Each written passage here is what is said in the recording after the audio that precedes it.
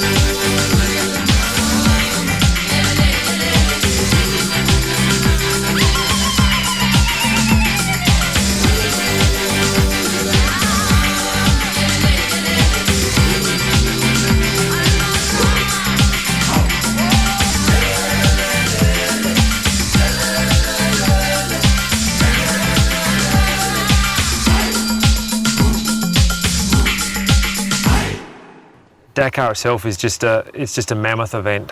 It's not only the 16 days and the distance that we traverse and the how long the race is. It's everything else that goes with it. It's just a mammoth logistical task getting to the start line, and that in itself is a huge event. Then the race itself is, as I said, it's 16 days. It's 9,000 kilometres. It's 10 hours, 12 hours a day on the motorcycle. Just extremely exhaustive, mentally and physically, getting through those days. We're not only riding for that time, but you're doing your navigation, you're doing all of this. We have a big heavy motorcycle. It's 350 kilograms by the time we're sitting on the thing. Looking out, you're navigating yourself the whole time. The course isn't marked, so the concentration is phenomenal. It's just a huge adventure, I think, and that's the best way to explain it. Andy Caldecott, how did it all start? It started, I guess, as a family involved in motorcycles, and we were just led into them that way, and father was involved in motorcycles and started racing mini bikes like so many kids do.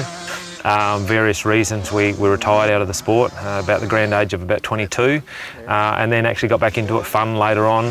We rode the vintage motocross for 6 or 8 years, I suppose, before we actually started with the Thumper Nats, and rode the Thumper Nats for 2 or 3 years. Had a desire to always do the Australian safari. It was something from way back in the wind safari days you used to see on TV, the Sydney to Darwin, and just the whole adventure of it and the concept of the event.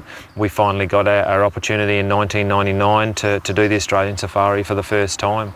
And I think that was certainly a flow on from the Thumper Nats and riding those sort of bikes. I always really enjoyed, we have big national parks close to our town here, and I always enjoyed just the fast trails and the feeling of flowing along fast trails and riding, at speed through those sort of tracks. Moving on to the Australian safari, 1999, how did that year go? 1999 was a disaster, so to speak. We managed through Andy Hayden and Wayne Woodbury and sort of a heap of other help, sourced 3 ex-Dakar bikes for that year, and we bought some second-hand 660 KTM rallies that were Dakar bikes. 3 of them came into Australia that year. We bought one of those. Headed off to Alice Springs for the start of the safari, a little bit with Andy Hayden, because Andy had a success 2 years previous with the safari. He'd also done Dakar, so he'd certainly had a taste of the rallies, and we set up a bit of a KTM Australia team and went riding in that first one. We'd left Alice Springs for day one and had an extremely good first few days. Andy and I started to get a bit of a break on the rest of the field at that point in time. Andy blew a motor, left me leading the race, I think, by about 15 minutes on day 4, which was a nice place to be. And then it all turned pear-shaped. We still don't know to this day exactly how and what. I claim that I think it was a front wheel that collapsed on me, but ultimately it doesn't matter. I don't remember too much for the few days afterwards. I got a free four-wheel drive trip back into Alice Springs, and I was out of the race. So at day 4, we were, our race was over, and that was our first rally. Starting in 2000, a lot of success started to come your way. It did. We went back the following year, very, very keen to amend our result. And progressed and went on to win the race in 2000. So we felt maybe the numbers were down in the entry list a little bit. It was a good win. We won by over an hour by the end of the race, but it felt a little bit hollow, I suppose, just thinking that maybe entry numbers were down a little bit. So we were keen to sort of go back again after that. Andy Hayden, his involvement with Safari in 97 and Dakar 98, how much of an influence did that have on you?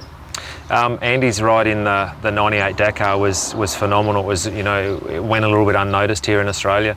It was at a time, I suppose, when we weren't getting a lot of Dakar feed out here into Australia, and it really wasn't aware of. But to go in as a first timer and finish, as with a podium result, you couldn't see ever happening again. I think it certainly lifted it for me a little bit as far as there's an Australian doing it, and we knew we were similar sort of racing speed to Andy, and maybe running over there and certainly finishing in the top 10 was achievable.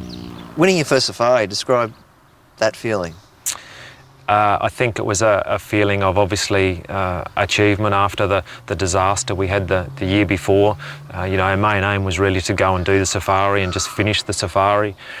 We knew we sort of had pace to run up the front of the field. As I said, numbers were down a little bit, we believe, that year. So it wasn't an empty win by any means, but we felt the competition wasn't quite as hard as it could have been. But it was just a feeling of obviously achievement and the desire to get to the finish, but then also have the win was just a huge bonus. And the win in 2001, 2002, 2003, you're on a bit of a roll there for a while. Yeah, I think 2001 was a far better win, personally.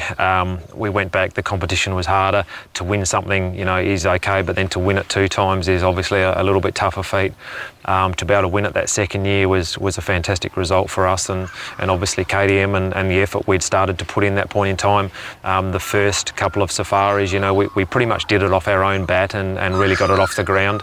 Then KTM did assist us and had a bit more input into it, so it was good for the second one to have that bit of input and be able to achieve that. 2002, I think, was personally the biggest test of all the safaris. There's no doubt about that. It went to New South Wales. It's a completely different countryside, and then I believe was far more competitive as far as those people that were riding in the race. Honda was stepping up their efforts a little bit more from there on and started to look a bit harder at the race itself as well. As you said, Andy was back, and he's extremely tough to try and beat in a straight line on any given day. Alfie, PG Lundmark, I think, came out in 2002 as well, and he was running at the lead of the World Cup in that point in time. So it was an extremely competitive year. I think we were very lucky. We just pushed fairly hard over the first couple of days. We were very careful and very, very lucky not to make any errors in those first few days. It gave us a little bit of a break, and I think that gave us the breathing space that made everybody chase so hard. Then, however, then day 7, it all started to fall to bits. I had a lot of problems on day 7s with the navigation gear breaking on me. My maps were all mixed up, and that's still a complete under no idea to this point in time how my maps were all mixed up in my bike. I had a shock failure. We had a lot of dramas on that last day, but we managed just to hang on. So I think from a personal point of view, 2002 was a big win. You were leading most of the way, and Andy was making up time, and he was pushing very, very, very hard. Sure. And big crash right in front of you. It was a big crash right in front of me, and it's something that dwelled on my mind for a lot of kilometres after that. The day before that, I had a couple of navigation errors, and Andy had a good day. I think he caught about 4 minutes on me in the overall standing, so he was starting to get a little bit of a sniff of the overall lead. I believe he was certainly capable as a rider of maybe making up the minutes behind me if he had a good run from there on in the race. On this particular day, he started in front of me on the course. We got to a bit of a Y junction in the track, and I could see Andy had gone to the right. He'd gone the wrong way. So I knew at that point in time I'd already gained at least 2 minutes on him for that day. So the pressure once again was just off of me a little bit. About another 40 or 50 kilometres up the road, I could see Andy starting to come behind me again. As I said, the pressure was off of me a little bit. Andy got alongside me. We rode alongside each other for a little while, and I was prepared to let sort of Andy go.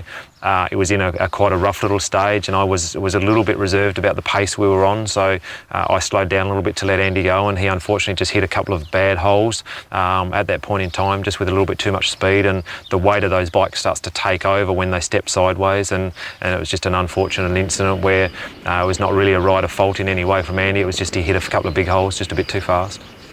2002, riding with Howden and Cox, is that when the seed for Dakar was sowed in your mind, or was it sowed a lot earlier than that? I think that's, without a doubt, probably when the seed was sowed. He talked to Alfie, and we became very good friends with Alfie. We went over in 2003 and did some trail riding in South Africa with Alfie, and really he helped, leapfrog us and go and do the rally in Tunisia. I think talking to Alfie after 2002, put us in perspective that we really were world-class riders in the rally rage situation. and I guess that gave us the desire to maybe go and chase a couple of races and hopefully get Dakar off the ground and go and do the biggest and best race in the world. You've got Dakar on your mind now. So we roll into 2003, you're starting to formulate a plan to get to Dakar? We actually sat down after the 2002 safari and spent a fair bit of time trying to do numbers and look at how we could go and do Dakar, really without any idea as to the logistical requirement and how hard it was to put an entry together. We started to look at funds and things, and with the real thought that we could maybe make the start line in 2003. But as we started to get into numbers and just the event itself and how big it was and how difficult it was to get an entry together, we realised it was just an impossibility, and you couldn't do it from a little country town like this, just with a couple of months' notice and make it happen. So I think then we decided, okay, we've sort of had a look at it, we've started to put plans together, let's spend the next 12 months working on this solid and see if we can get there in 2004, and that's what happened. What was the excitement level like? I mean, were you like the kid in the candy store when you're packing up and think, finally this is happening? 2004 Dakar was an amazing thing because we had the whole community here was behind us in getting it off the ground. It couldn't have been done without the community behind us and money that was actually physically raised here in town. And so it wasn't only us packing up to go and do the race, it was the whole community as a wind-up, to have a local go off and do this biggest desert race in the world. We had local radio that was also very, very involved one way or another, and so it was a huge hype as far as the whole town was concerned, and there was a farewell down the pub, and it was just a big event to actually be going to do the race. Once we actually got onto the plane, it was just myself and Neil and the two of us, and that I think really brought us back to earth, that okay, here we are, we're now flying out of Australia and we're going to do the biggest desert race in the world. So I think at that point in time it really hit home that we're on our way. What was it like, rolling up to the podium in Claremont where they introduce you and Andy Caldecott from Australia, and you roll off and head down towards prologue? It was once again pretty miserable. Snow was just starting to fall. I'd never ridden in snow or been associated with riding in conditions like that. We rode onto a podium as for the official start, and you're completely unknown, and you're not known to anyone over there, and so. At that point in time, you're just doing it personally, and you're the only one there, and you're not, I suppose, part of trying to achieve anything other than getting to the finish, and that's your aim. We rode off of there and down around to the prologue area. The snow was just starting to fall. That was a bit of a new adventure riding there. Did you bring your winter woolies? we had as much as we could. We were very, very lucky that the officials actually allowed motorcycles to get transported over the first liaison stages. So traditionally, you have to ride all the liaisons getting out of Europe. This year, because the conditions were so bad, they allowed, or this year, 2004, they allowed competitors to actually transport their bikes. So that was another big hurried thing. Just at prologue, we were rushing around trying to find a seat in a vehicle. We don't have the logistical backup. All the factory boys load their bikes on trucks, and they were all prepared, and away they went. We bought a seat for €400 in this smelly little Fiat van and loaded 6 bikes on a trailer behind it, and then climbed in our riding gear to do 700 kilometres down the road. It was a very tough 3 days, dressed in your riding gear, loaded in this Fiat van, get to an overnight city, unload, do a 20-kilometre little stage or something, load back up and do another 500 kilometres down the road. So I remember ringing home in those first few days and saying none of this was in the brochure I saw of Dakar. It was certainly a different picture to what we had in our head. You surprised a few people. Once you got across the ferry and actually got into Africa, your speed was good, you felt comfortable on the bike? The first couple of days of 2004 was good for us. We just did the prologue and the first couple of little short stages and came from sort of 40th in the prologue through to sort of 20th and sort of 15th, and wasn't too far away. The first real stage down in Africa was the first sort of long stage, a couple of 100 kilometres long. Conditions a little bit more, I guess, likened to Australia, two-wheel tracks to follow. Navigation was pretty good. We were able to really sort of get on the gas, so to speak, and just ride the race there up in the top half a dozen. And I think at that point in time, everybody started to realise, okay, well, maybe we were there a little bit serious. There's always a few people early in the races that show speed in one or two stages, and then then crash out of the race or do whatever. So I guess at that point in time there was not a big concern that we were going to be competitive or pushing too hard in amongst them, because there's always, you know, one or two riders that do that. But I think it was day 4 or 5 of 2004. There was some extremely good footage of really on the gas over some rough country. That particular day I remember catching Cyril Dupre and catching into his dust and actually being held up by Cyril. And I think at that point in time I started to get mixed feelings as to whether I was maybe trying to ride too fast. Dakar was all new to me and it was only early in the race, and perhaps that's the way these guys had to ride the race, was actually slow down a little. But I felt comfortable. I didn't feel like I was riding, you know, beyond anything. And I just felt, you know, really good at that point in time to be in amongst the factory riders. I believed that we could go on from there and perhaps be, you know, I think that's the point where we realised perhaps we were relatively competitive. And then you hit the sand dunes. That's it. Then after that stage, I actually caught Nani Roma. He was first on that, or just not long after that, I saw Esteve Pujol have a huge crash, and I stopped with him. He was okay. I got going again. I actually caught Nani Roma and I rode with Nani for like 150 kilometres. Nani was leading, so it's obviously a little bit slower leading in those situations. I rode with Nani, just was happy just to ride that day out with Nani, not concerned if any other riders caught any time on us. Just a tiny little incident, and whether it was a lapse of concentration or just something that happened, but a little tuft of grass or sand has just taken my foot off the foot peg. Continued to ride, no crash, not even a wobble with the bike. Put my foot back on the peg, still riding, and then I could feel some pain, and the ankle was obviously sore. Then realised it wouldn't change the gear lever when I was trying to tell it to change the gears, and I could feel it floating around and just knew the ankle was broken. Couldn't accept that fact, and it took quite a few kilometres to accept that the race was over. Extremely overwhelming, you know, point of the race as far as emotions go, to go from riding with the best riders in the world, catching and riding with the guy who went on to win Dakar 04. Probably the highlight of my riding career completely, to the lowest point within 5 minutes. It's just amazing, and that's, I think, Dakar and the emotions and how they change. I have broken my ankle. Do I keep going, or? Pardon me? Do I have to keep going, or what do I do? Unfinished business? Definitely unfinished business, yeah. To go out being so close, you know, we were in the top 6 or 7 at the time. And it was not only unfinished business being sort of competitive with those guys, but we set out to go and do Dakar and get to Dakar and see the sea at Dakar and dip our toes in the water, and we didn't get to do that. So we really wanted to go back to achieve what we set out to do, and that was just do the race and finish the race. Preparation for 2005, Dakar. How did that go? Well, after 2004, we had some good things in place and some very good help from a few people in the factory, and obviously Jeff's help here to make 2005 happen again. We were really keen to go back with the unfinished business of doing Dakar and getting to the finish line. So it was always pretty positive that it was going to happen, but we didn't really have any corporate dollars behind us, and it was looking a bit difficult. Finally, Motorex stepped in through KTM and assisted with basically paying of all the entries, and contributed fairly well to the team and getting it off the ground. And without Motorex probably stepping in at the end of the day, it would have been difficult to make it happen even. But yeah, we got there. It should be pointed out at this point in time that when you say team, you actually had a partner. Yeah, we did. We managed to put together enough to have a second rider. We were really aiming to try and originally put together a 3-rider Australian team and do it with Australian backing, and you know, go as a genuine Aussie assault sort of, or you know, Aussie go on the race and appearance, you know, in the race. That started to fall off when we couldn't sort of get support, and we managed to, as I said, with Motorex's help, put enough together to have 2 riders go. Dave Schwartz come over, and he was a second rider this year. Let's talk about going to prologue now. On the beach, by the time you started, the beach was pretty cut up.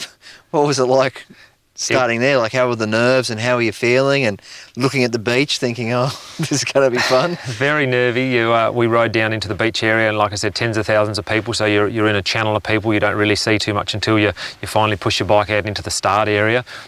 two bikes side by side were starting, and then we really rode out of people onto the beach, so you couldn't really see what you were even riding into.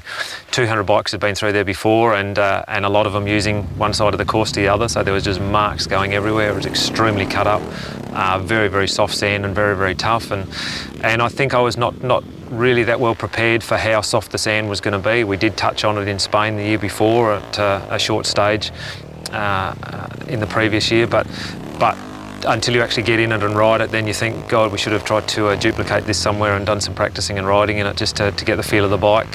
There's no doubt attacking sand like that is the best thing to do, but with the weight of the rally bikes, it's just so easy for something to go wrong, and there's just no point trying to go down in prologue and break something or injure something. Yeah, it's only 6 kilometres long, that special, but you finished, I think, at 44th position in 1:30, roughly down on the fastest time. Was that disappointing, do you think? It was disappointing in the fact that it was 1.5 minutes down on the leading time. 40th was fine, I had no problems with that, and that didn't faze me at all. But being 1.5 minutes down is a long way in 10 minutes or whatever the overall time was. So that was a bit concerning, thinking that you're just riding way too slow and perhaps being a little bit overcautious with it. But 1.5 minutes in a race that has an overall time of 70 some odd hours or something is nothing. So it was the main important thing. We got through it and didn't really have any problems at all. Day 2, Dakar, January 1, 2005. Just a liaison. 920 kilometres. Just a nice easy ride up the road, 920 kilometres. You think, okay, this is not so bad, we'll get up. If we can get going early, that's perfect. 900 k's down the road, what a nice, easy, beautiful day.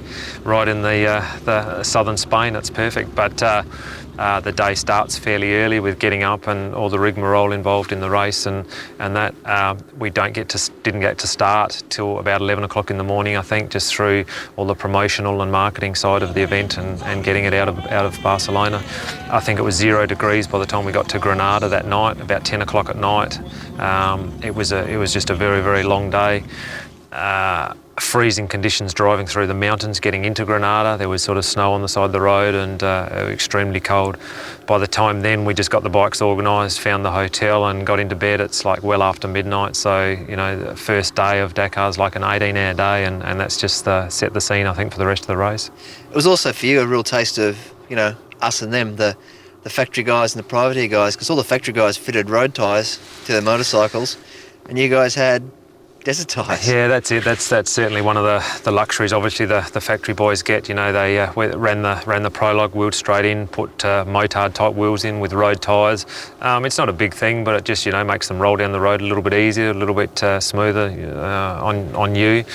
A lot of them put their road helmets on, put ride bike gloves on, all the gear. They could rug themselves up properly, and they were set to do it. And it was just like jumping on a road bike and going for a ride. Stage 3. January 2nd, how was that day? I mean, on your special, you made up a lot of time. After the 18-hour day the day before, once again, it just turned into a hugely long day. It was up at 5 o'clock in the morning to get organised for the special, which was just right adjacent to Granada on some military area there. It was just like a big graded track for 10 kilometres or so. It was an excellent little stage, very, very dry and dusty, quite slippery, but very, very dry and dusty. It was no problems. We got through that stage extremely well. I was 6th fastest on the stage, so that just helped us lift some times, and that raised my confidence a great deal from the day, from the prologue that we were sort of in amongst them, sort of time wise, as far as we weren't too far out of touch. That's for sure. I think it was only down 9 or 10 seconds on Fred Nignay's fastest time, so it was excellent.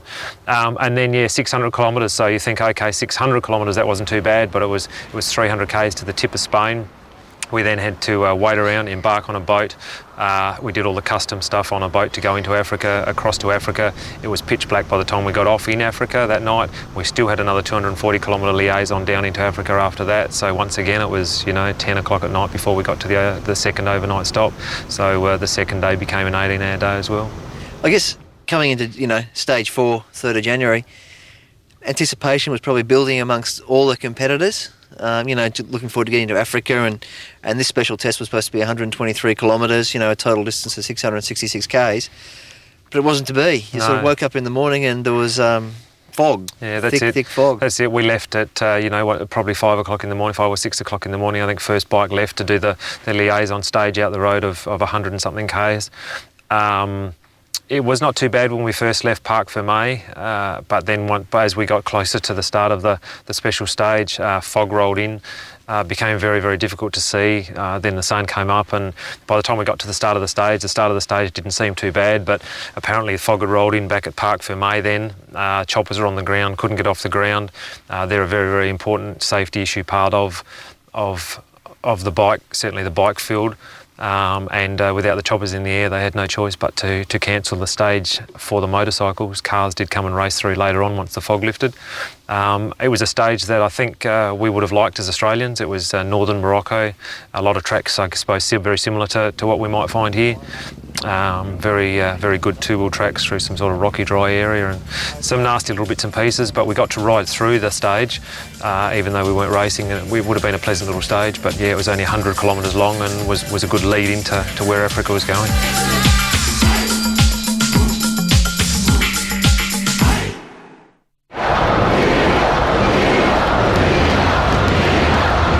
A new Holden creating its own revolution by offering the most exceptional value ever from $17,990.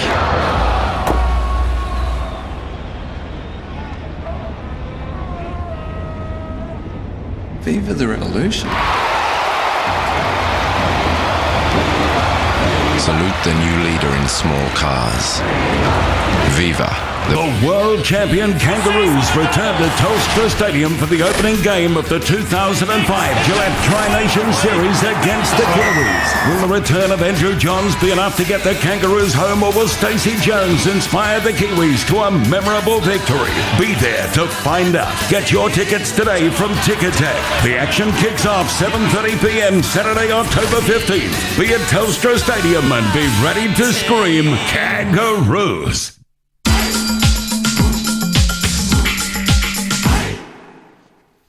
Stage 5, 4th of January. Great day for you. You want to tell us about this day? Probably my most memorable day, I think, from the rally. There's no doubt about that. One I'll probably treasure for a long time. Obviously, I won the stage, which, from a personal point of view, getting to Dakar and finishing the race and finishing 6th was fantastic. But to go away and say we won a stage at Dakar, is from a personal point of view, I guess the best thing. It was a good day. We started very hard, went out really hard right from the start. We had a couple of 100-kilometre liaison, I think, at the start of the day. So it was once again a long day, cold, dark when we started, left and got to the start of the stage. Went really hard right from the start. I actually had a couple of moments early in the stage where I hit some double cautions, a little bit quicker than I really should have, and that I was lucky to get away with it. I think in hindsight now, looking back at them, they weren't bad moments as I was way out of control, but they could have potentially been if I wasn't ready to react on them. Because it was very rocky there, wasn't it? It was very rocky. We rode through a few stages that were extremely rocky and extremely tough, but the couple of moments I had were on some fairly high speed stuff where there's a water washaway running out onto the track, and I was just a little bit, say, on the wrong side of the track of where I should have been, and I just hit them a bit harder than I would have liked to have, and things like that. So things that could drag you down fairly easy. I caught the third of the Spanish riders, Jordi Duran, and passed him, so that obviously put me on a high straight away, and I was very, very happy with that. I then proceeded to sort of catch on to Frendigny and had a really good run through the entire event. The first, or the refuel, I had a bit of concern there because there was a rear tyre was showing a bit of destruction, and I was a bit concerned about that as how it would hold up for the rest of the stage. And I actually nursed it from there on a little bit, and I physically stopped once and checked the thing. I thought it might have been giving me a problem, and I actually slowed down and rode with Frendigny for a little while on some of the faster stuff. He actually left me in some tight stuff, and then I caught him up on some fast stuff again. So I was really surprised when I got to the end and found that we'd actually won the stage. In 2004, you had a great day where you had the highest of highs and the lowest of lows where you broke your ankle. On this day, you won that stage, but you copped a 17-minute penalty. Yeah, it was, I guess, similar sort of feelings. We got to the end of the stage, and my GPS showed that I had sped in one of the villages. I was aware of that at the time, and I did know that. It was in a liaison stage, 5 o'clock in the morning, pitch black. You're coming into a little town or little village. It's like slowing down for like an 80k zone or something like that. You don't know where these zones are other than on your GPS. It was just a little bit green of me learning the GPS, not looking at it hard enough. I was watching my trip master. My trip master said I still had a couple of 100 metres to go. That was slightly inaccurate. I rode into the zone just a bit too far before I slowed down. I didn't speed through a village. I didn't really do anything wrong. It was worth, I believe, a minute penalty, not 17, but it's all related to the speed. We were extremely angry with that and very, very disappointed. We were going to, maybe receive a penalty. However, initially it looked as though that may not happen, and it never showed up on the score sheets. And the next day or two, there was no sign that we were actually going to receive a penalty, and we thought it had been attended to in what we thought was a fair manner. The situation looked at and believed that no penalty was warranted, and that's what we thought had extended from the crime, I suppose. A good result for you that day anyway, just winning. Good feeling going to bed that night? It was a little bit of a mixed feeling. It was a good feeling. It was amazing how many people came up, congratulated. To have people like Fabrizio Mioni and Mark Comer, and people actually come up, congratulate you, and that it's the first stage win on an African rally. So it was a great result for us. It was a little bit of reservation knowing that the following day we would be leading the field because the way the rallies work is if you win today, you are first away tomorrow. It's not on overall positions. Knowing the next day we would be leading the field, we would be leading into the start of the sand dune country in Mauritania, was a little bit reserved for me. I'd spent a bit of time over the last 18 months thinking about being the first bike into some of this sand dune country. It's just country that's just so unforgiving and so vast. I've certainly had some scary thoughts thinking about over the last 18 months, that's for sure. Belief from yourself, but also belief in other people set up and took notice of what you were doing now? I think without a doubt it made people suddenly think, okay, we were a couple of days into the rally and we weren't going to go away. There's a lot of riders that maybe have a day or certainly in the rally are up there and then disappear from the sheets or crash out or for some other reason go out of the race.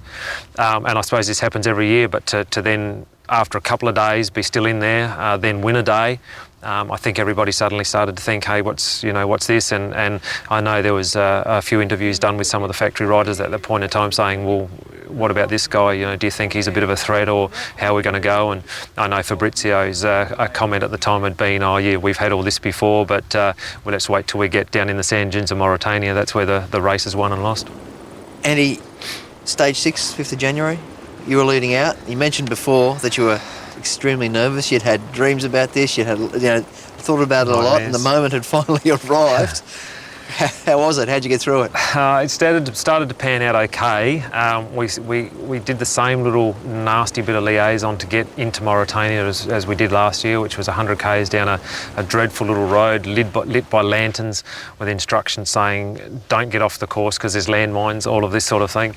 So it's a bit intimidating sort of area. There's no doubt about that. The entrance into Mauritania is a track width, and that is it. There is military guys around, and it's a very strong presence sort of driving down through there and into there. Started the stage into Mauritania, absolutely flat out fast stage. I didn't ride the thing full gas. Mark Comer caught me by the first refuel, which is I think about 220 kilometres into the stage. We had pulled out 5 or 6 minutes on the rest of the riders by then, so we were both quite happy with our position then. He also felt a little bit green going into the sand dune country, so we were quite happy to have had that little break by the time we got there. Got down into the dunes, and everything was going okay. It was only a very small dune, 10-foot tall, I suppose, and I just got caught on the top of it. Just didn't quite make it over the top. Dragged the bike down backwards, and I just had a lot of difficulty picking the bike up in the soft sand, and it took me a long time to get going. Eventually got the thing going and chased off after the tracks. By then Comer had long gone. And eventually I came across Alfie and Cyril and a couple of other riders, I think. So I sort of salvaged it and rode with them towards the end of the day. Overall, concept of the day and itself, it was not too bad a result, but it got me back into certainly riding in the dunes. So it was pretty scary, I guess, to start with. I did tear a calf muscle trying to pick up the bike, which was a worry that night. But overall, the day didn't turn out too bad at all. Were you relieved to be passed in the dunes? Like, was it a relief in that, that now I can follow a track, or I can see a guy and see how he's going? Or there's no doubt it makes you feel a bit better and have a bit of insurance of having another track there, thinking, okay, I'm on the right way, but there's another track there as well. I rode for quite a while into the dunes before I got stuck on the first one, and Mark Comer rode with me, so that was a bit of backup to know that he was quite, I guess, happy with my navigation. He felt confident that we were going the right way and quite happy with it. Would he stop and help you? He didn't, had no intentions. I rode straight on past. One of the things that does intrigue me is we'll come to a sea of dunes and our arrow points directly straight across them, and you know full well there is absolutely no way you'll get a vehicle or a bike across there. So you've got the choice of going left or right. Now, how do you pick which way? And I guess experience in that country and these guys having done so many rallies and riding in this country all the time, that's where maybe they can pick the best route and which way to go. But bearing in mind, like if it's a centre line, you've only got 3 kilometres to the right and another 3 kilometres to the left. How do you know when you've gone outside that area? I mean, you just head right or head left, and our GPS will tell us how far off the centre line we are. The direct route from waypoint to waypoint, it'll tell us how far off we are, so we know once we're starting to get towards the outside of the scope of that. But it could be the luck of the draw can certainly come into it, where 3 or 4 bikes will go this way and you'll think, no, well, I think this is a better run this way, and just by going the opposite side of a dune you may get down onto a big flat area between the dunes and make up a heap of time, or you may get bogged into a place that takes you 10 minutes of getting out of. So there is certainly a real luck of the draw. So at times I'll follow other tracks in those situations, not because I'm worried about going another way, but because I know if they've gone in there and they've got stuck, I'm not going to necessarily lose time to them. We'll all be on the same basis. Any stage 7, 6th of January, significant for you because it was a milestone that you passed. Like, this was where you got to in 2004, and again there was a lot of camel grass out there and that sort of stuff. Were you mindful of this time? Were you like really watching where you're going? No, that was completely out of the mind. It was certainly a little bit different country. It was very the same sort of vicinity, same time span into the race, but certainly a little bit different country. It was very, very difficult with the sandstorms had started. We had a lot of sand and dust in the air, which made visibility really difficult, and it was just a really long stage, really, really difficult stage for those reasons. And then it turned into a lot of camel grass as the stage went on, and then the last 60, 80 kilometres was just an absolute nightmare with camel grass. On this stage, you had to do a refuel, and that only allowed you to have 20 litres. Were you mindful of that going up to that fuel stop in terms of conserving fuel, so you had more to get you through to the end? It was something I didn't know about, and whether it was my fault that I didn't know about it, I don't know, but it seems like there's just a massive amount of other riders that weren't aware that they were only going to give us 20 litres of fuel at each refuel.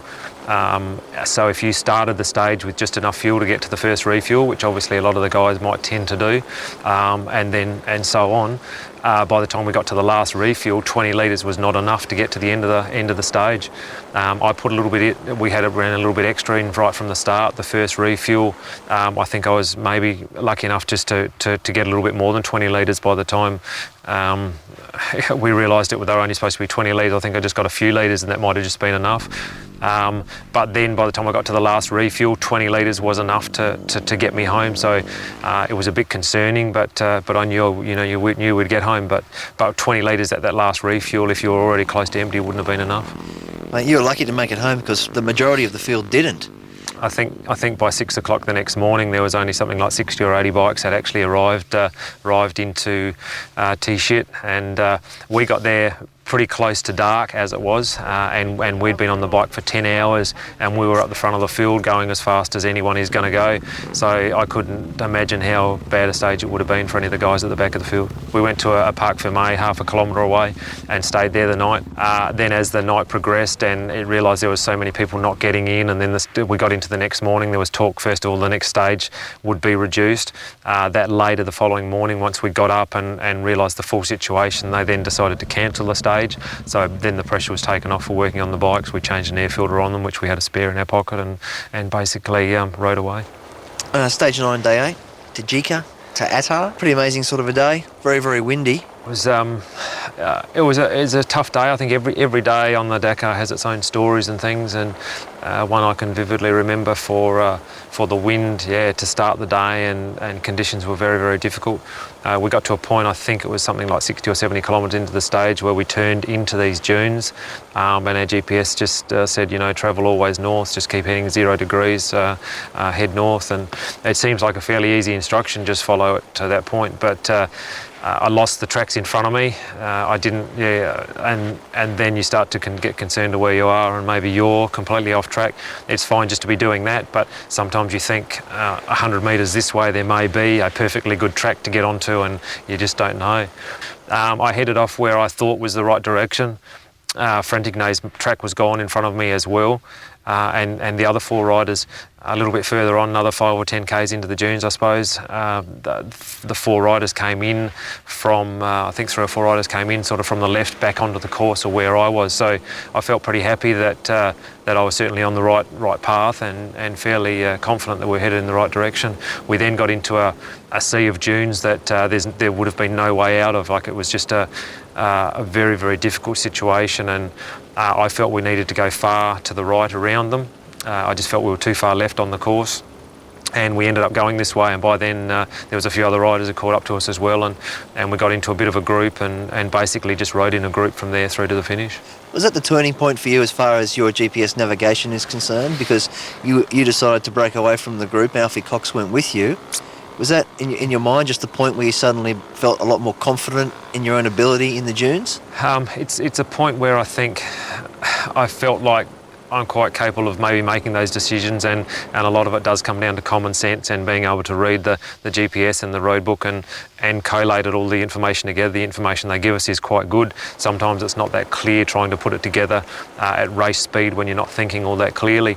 I don't know that it has completely given me confidence in it, because I just haven't done enough of it. But it certainly has allowed me, I guess, the feeling to think that we could nearly tackle it and take it on, and just about go with instinct and give something a go if we needed to get in somewhere. Stage 10, January 10, first one after the rest day, a loop, Attar to Attar. It was 483 kilometres. It was only a short liaison, and then basically out into the dust and into the dunes again. Yeah, it was a bit of concern to be probably one of the worst stages of the rally, or one of the tougher stages of the rally. Attar to Attar loop, we were told it was going to be a lot of sand, 400 and something kilometres. You think, it's not so bad, but knowing it was going to be a lot of dune country, a lot of dune crossings and a lot of sand. So not a day that I was looking forward to a great deal. I really wanted to get out of Mauritania and out of the sand. And I think it turned out a day where Cyril really clinched the rally. He poured a lot of time on everybody this day, and basically took it away from there. You had a small fall, you got bogged, and you also stopped to help Coma, who was out of fuel. Yeah, all fairly minor things. It was just a fall which was certainly, you lose 30 seconds or a minute or whatever, just getting yourselves all know. When I got the thing bogged, it took me a while to dig it out. The front end just went straight in, and I couldn't get the thing out. It took me a while to get out of the thing. Getting bogged, let's really talk about that one, because the back wheel was off the ground. Yeah, the thing just went, it was only on a very slow spot on a fairly small dune, but the front wheel just went straight into it, and the back wheel was sort of left 6 or 8 inches in the air and spinning, and the bike just laid on its side from there. I was left sitting up on the handlebars when I sort of stopped and climbed off the front of the bike. Pick got up, and the thing was in the sand right up to the fairing, and it just had gone literally straight in. You couldn't pull the bike backwards, you couldn't pull it over sideways, you just couldn't get the thing out of there, so it took a while to dig around the front wheel and get it unburied enough to sort of get it on its side and stand the thing up again and get it out of there. So that took a little bit of time digging it out of there. I then came across Mark Coma later on in the stage, and I stopped with him. It was unfortunate. It was right in a bit of it was reasonably, what we thought was reasonably hard sand, but right in the bottom of between some dunes. I stopped alongside him, and he said he was out of fuel and sort of hinting to me to maybe assist him with a bit of fuel. I knew Joe Sala was coming, and Joe was the Repsol Ghost Rider. He was, there to help them out, so I knew he was coming with fuel, so I decided it certainly wasn't my problem, and that's what they had the team for, and under the same scenarios they probably would have ridden on and let me, so I went to take off. Unfortunately the sand was too soft there, I couldn't get going. I had to go backwards and forwards between the dunes 3 or 4 times to get enough momentum to even get out of there. So we had a few little stoppages, but it didn't lose us a lot of time during the course of the day, but just things you sort of do while you're out there. The following day, they also turned the next special stage into a liaison due to the conditions as well. It was mostly the relentless wind, sand conditions. The liaison, the stage was very, very long, and they actually just reduced the last, I think, 100 kilometres of it or something. They turned it into liaison. So we still did like a 400 kilometre special stage, but they just shortened up the last portion of it and turned it into a liaison. So it actually turned the overall day into, I think, more kilometres completely, but just the last portion of it was liaison. Stage 11, 11th of January, very, very sad day for everyone in the sport of rally. Meone had an accident and unfortunately was killed. What were your feelings towards that? It was a very tragic day for everyone, I think, concerned, obviously. My day started very difficult, and I had lost a little bit of time to those front riders. So I was probably 10 minutes behind them or so, obviously at the time of the accident. We had refueled, so the bikes were relatively heavy with refuel. I was just riding and came across obviously some choppers on the side of the course, and I could see a bike down. As I went past, my main concern obviously immediately was maybe it was Alfie, because a very close personal relationship with Alfie. Later to see that it was Fabrizio that was on the course. We weren't too aware at that point in time, well, I certainly wasn't, of the severity of the accident and how it was, other than the fact that it wasn't good because he was still there. We got onto the end of that stage. It was a very tiring stage actually, and got to the end of it, and could tell by the officials and the nature and mood at the control, obviously, that the tragedy had happened. Patrick Zanaroli, the race director, was there, and he told every competitor as they came in. It was just one of flat devastation, obviously, not being massively close to Fabrizio on a personal terms, although we had liaised and spoken a lot and spent some time together, but not as close as obviously the factory team and the Gulwar team. They spend so much time a year living together and travelling on rallies and away, testing and doing everything. We got to that end of the stage. I rang home on a sat phone just for the sake of talking to someone. You needed to talk to someone and hear what was going on. We then had a 300 kilometre liaison after that down the road, and that was really tough to spend 3 hours sitting on a bike by yourself. Just obviously there's only one thing that could fill your thoughts, and a lot of questions obviously, and not a lot of answers as to why and how and everything surrounding it, and I guess a lot of mixed feeling as to where the rally would go to from there, and where personally you would go to from there, and how you'd sort of cope with emotionally struggling with something like that. Does it play on your mind that a guy the calibre of Meone's ability and his experience, he was 47 years old, this was going to be his last Dakar, and something like this can happen to someone like him, it can happen to anybody? Yeah, it definitely brings back to the ground that it can happen to the best, and Fabrizio was the best. The man was so talented, such an extremely good rider. He was so fit and so strong, and the ability was just incredible. He spent so much time riding the 950s that anyone to ride a 950 is just such an incredibly talented person. I think it doesn't change the fact that fate can still step in and take control of whatever it likes, and I'm a believer that that's the only way something like this could happen. Fabrizio was just far too talented to make a mistake and have something go wrong, and if fate steps in, then there's sort of no control, and whether we're riding Dakar or riding a rally somewhere else, or driving home from work, if fate steps in, I don't necessarily know that there's much we can do about it. Obviously, we just reduce risks as much as we can. But if you've got confidence in your own ability and you feel comfortable with what you're doing, then I don't think there's necessarily cause for concern. The following day was cancelled for the motorcycles. How was that reached, out of respect for Fabrizio? I think it was more through concerns that the minds weren't right with a lot of the riders, especially the factory riders. There was talk of the Galway team first of all withdrawing completely, and then maybe the KTM factory teams, all the teams withdrawing. It was a little bit unclear where and what sort of directions would come from the factory with regard to the incident. There was a lot of questions then asked. We'd lost Richie Saint a couple of months earlier in the Rally of Egypt. To have two Galway's riders, two of the best riders in the world, I think 4 or 5 Dakar wins between them, suddenly taken away. There was a lot of questions being asked as to why we're there doing it, and if it's going to do this to people, why are we sort of pursuing it. I think there was certainly, and amongst especially the other Galway riders, it was very, very difficult time, and that with their minds. And I think the decision not to race the next day was a good one for all the riders, because the minds were not there to be riding. It gave them another 24 hours to dwell on it and perhaps make some rational decisions on whether they continued or didn't continue, and just gave everybody a little bit of time to get over it.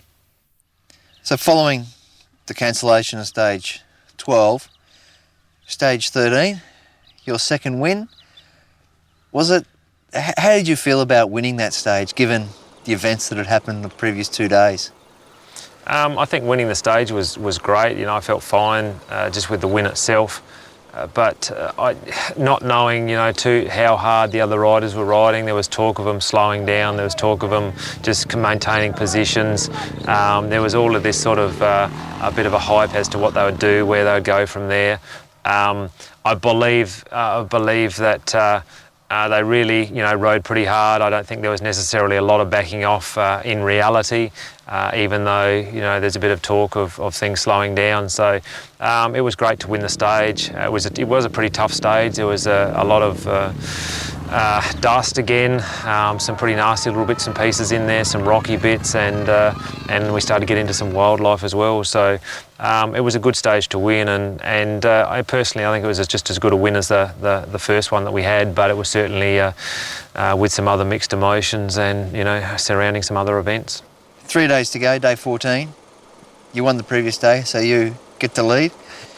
Come down around a corner to reveal a nice wide river, and you're first man on the road. And not only just the river, but there's a sizable crowd gathered to watch the spectacle as well. What was sort of going through your mind as you rounded that corner and sort of saw how wide that river was? Safari 03 flashback after flashback after flashback.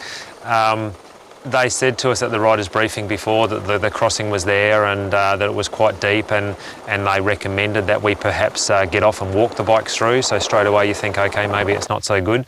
I had ridden fairly hard to get to there, but I'd been very mindful on the fast roads to try and look after the bike, look after the tyre, but just be very, very smooth. I was short shifting the gearbox and just being gentle on everything as we're getting closer to the race finish. Got into the water and the mind starts, do you get off, don't you? How do we go through this? Do we, plug along? Or and as I said, safari flashbacks from everywhere. I just snuck into the water slowly and you could sort of see the bottom to start with, and it felt okay. And so I just proceeded to ride through, and I had no problems. We snuck right through. I didn't actually get off the bike at all, and just in and out the other side. I think overall getting out the other side might have started to get a little bit more difficult for some of the riders down the field as all the vehicles carried water out of there. So the crossing itself didn't turn out to be too bad, but some very, very reserved feelings to start with. Nice big cheer when you came out of that water on the other side. Yeah, there was a lot of people there and quite a few cameras and things, and we snuck through and got out the other side. There was a passage control just out the other side, and we pulled up for a stamp there, and I could see the chopper over top of the river again, so I knew Frantic had actually caught some time on me and wasn't too far behind, so that tried to spur me up a little bit from there on. Now coming out of that river, you're leading, you're back on the gas, and then problem, rear tyre. Yeah, we got out of the river and we got going through some quite tight stuff, and I could see Frantic behind me, so I was keen. We got onto then a road stage which had about 20 kilometres of tarmac, before the refuel, and so I did gas it up fairly hard down there, knowing that the 660 we could pull some time, but once again still being a little bit mindful of the tyre. We got to the refuel, refueled. At that point in time I was fastest. To the timesheets show that I was actually fastest to that refuel in hindsight, so we had been riding pretty hard and had been going very, very well. Got out of that refuel, did about another 20 kilometres, came through a village, and I could just feel the rear tyre had gone off, and yeah, the horrors of a rear moose had gone to pieces. That cost you effectively 20 minutes. So with your speeding penalty, if you took your speeding penalty away, that moose would have finished your Dakar. It would have taken us out of the potentially the top 3 as far as a possibility goes. It's still, you know, it took us from I guess being a potentially a maybe top 5 still, and virtually canned us out of that situation altogether. But yeah, so to get into the podium position on a race like Dakar is really to go through without any troubles and have a trouble-free run. There's just so many little things now that can take you out of the running up there, and something like a rear tyre problem could do it. Stage 15th of January. This is basically the road into Dakar. Must be sort of a relief knowing that there's 569 kilometres to sort of go. How are you feeling then? Yeah, it was the ultimate day, and nothing was really going to be gained unless somebody had a problem of some sort. So I think everybody just settled down to ride in a routine that day and push along. It was maybe an opportunity for a few of the other riders back in the top 10 to push a bit and do some good times. Did you find Dakar riding in an anticlimax? It was a bit of a letdown to me personally. You know, it's something that's been in your head for so many years. Riding to Dakar, you sort of get the feeling of riding in on a motorway, and it being a nice, nice prime city, the capital in Senegal, and just being a big grand finale to the race itself. But we rode into the most massive traffic jams I've been in my entire life. It was just complete chaos. We ride through some not so good areas in Dakar to get through to the finish area and that, and it was a complete chaos, sort of just getting through there. It was a typical African city, and it was fine, but it was just a completely reversed, I guess, idea to what you had in your head to be finishing Dakar. Andy, after 9,000 kilometres, just one day left, one special test left to go on the beach. Yep. Pretty tough little test, that one. It was a tough little test. It was basically the race was over. You know, you've mind's relaxed. You feel like it's just about you're in Dakar. So the event itself, you know, event proper sort of finished. Still in the little 30-kilometre stage and in some pretty tough sand conditions. Could still end there and then. You couldn't sort of lose concept of anything could still happen. We had to get to the finish line. But really, I guess a little stage to be savoured and just have some little fun around, hopefully. Finally over. How'd you feel? Extremely good to get to the finish. While we'd reached Dakar, the race wasn't over. To get through the finish line, relief of getting to the finish. We didn't get to the finish the year before, so a huge relief just to get to the finish line. Were you emotional? Did the enormity of the situation hit you? Fairly.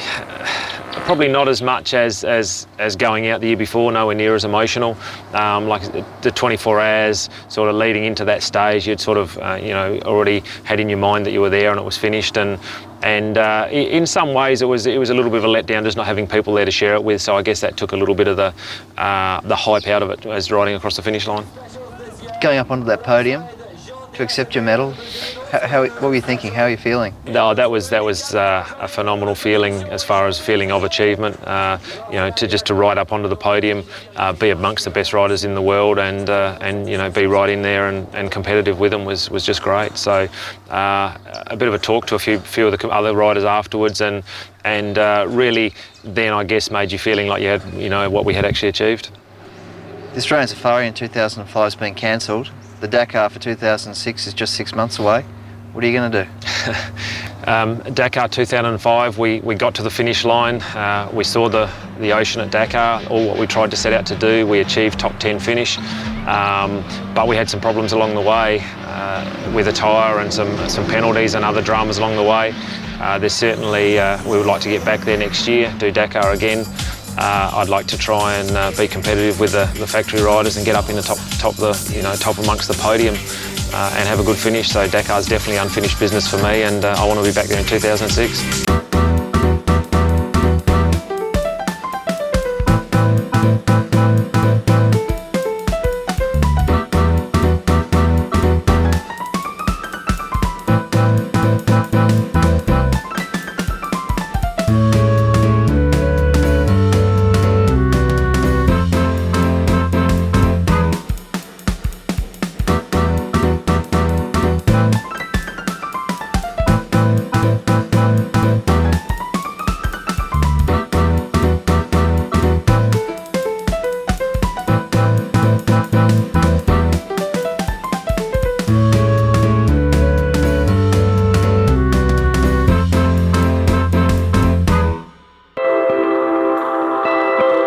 A lot has happened in 10 years.